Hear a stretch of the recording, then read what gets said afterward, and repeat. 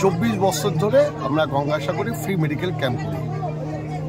তখন ওই গঙ্গাসাগর আর এখন গঙ্গাসাগরের মধ্যে কি পার্থক্য দেখছেন?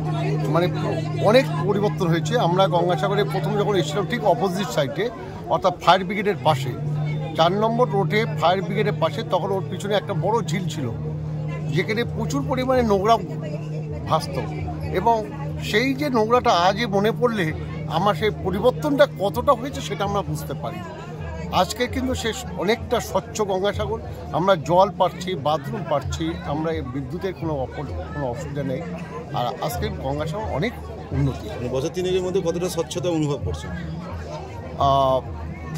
বছর 3 নয়, আমরা এই যে পরিবর্তনটা কিন্তু আমরা লাস্ট 12-14 বছর ধরে প্রত্যেকটা বছর উন্নতি পাচ্ছি।